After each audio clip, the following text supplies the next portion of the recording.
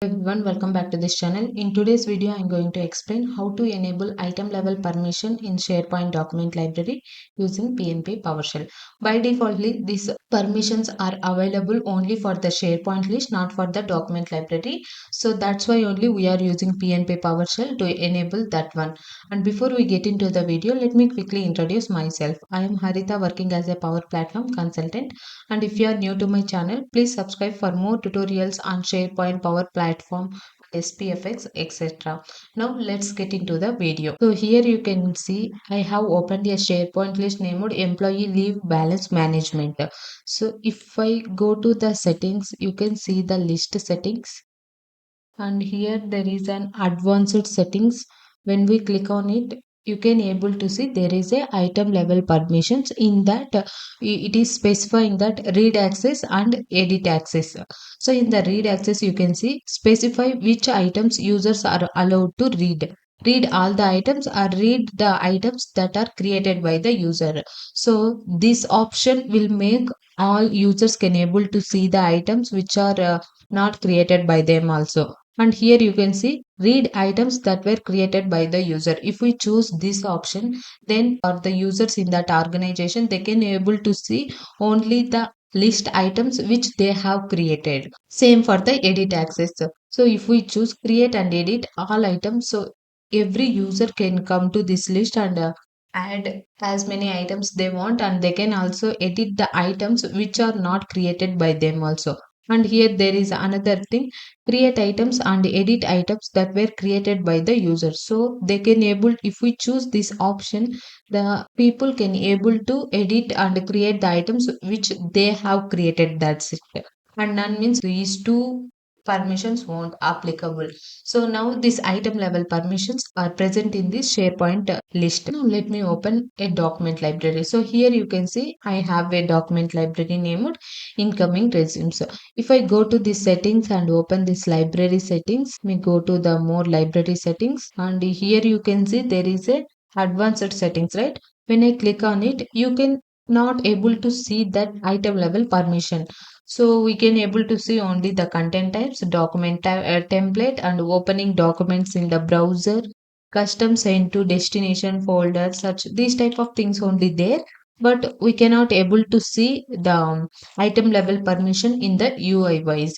But we can able to enable that using the PnP PowerShell. Now let me go back to this one. So before enabling that item level permission to this document library, let me tell you how files present in the document library all employees can able to see. So right now in this site there are four members are there.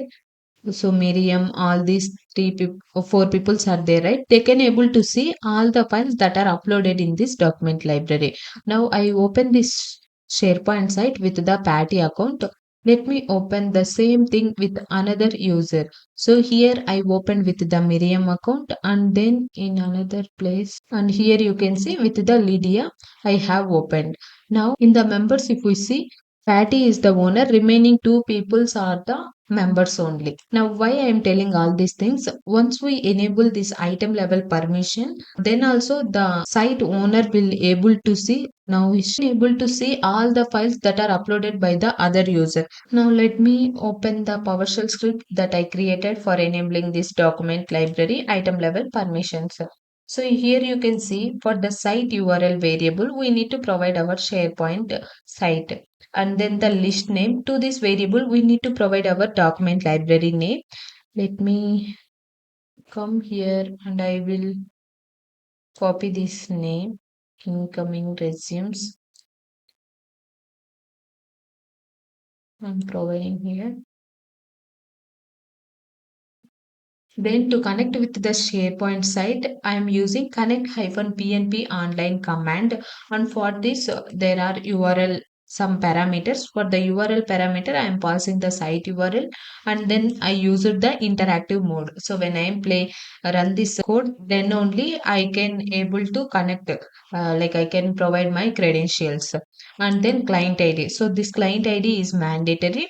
Make sure you have created one client ID from Microsoft Entra ID. That ID you just put over here with the proper permissions you required.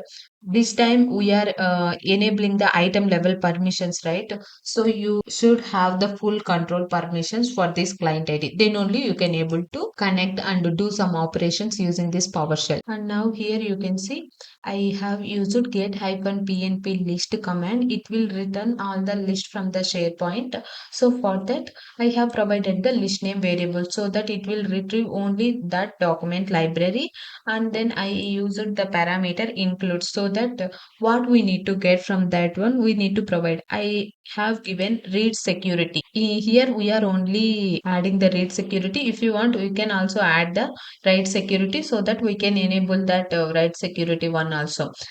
So what is this read security and write security is here you have seen, right? This is the read access and create and edit access.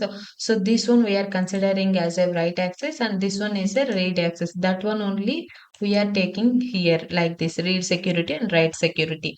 And later after getting that all properties of that list, for that one we are assigning the list dot read security and list dot write security. If we are providing the two means, so here you screen. So here two means this one read items that were created by the user. One means read all the items. So with that number we are enabling those things. Now here I have for the read security I gave two, and for the write security also I gave two. So it will enable the item level permission so that users cannot able to see the files which are not created by them, and also they cannot edit that one.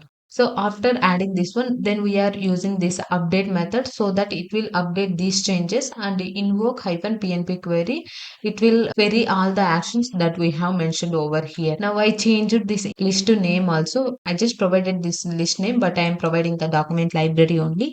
Let me run this script once. And here one more thing. Now when I am running this one, we need to connect with the SharePoint site owner access only. Now Patty account is there, right? With Patty account only I need to connect. That is because I am the owner to that site. So I only have the permissions to enable the item level. If I connect with the any site member or the guest user, I cannot able to enable that one, and we can also able to see one error message like invalid authentication because this particular user don't have permission to enable those permissions. What we need to do with the site owner permission only we can run this PowerShell script. Now the script runs successfully. Let's go to this SharePoint document library. Here it is, right? With the site owner I am opening this account. We may not able to see the changes here. It's still created by Patty. I can able to see Lydia. I can able to see, right? Now if I go to this Lydia account, let me refresh here. We can able to see only the files that are created by the Lydia. But with the Patty account, whatever I created, I am not able to see. And then let me open with the Miriam account. Here I am refreshing this site. You can see no files you can able to see. Let it refresh.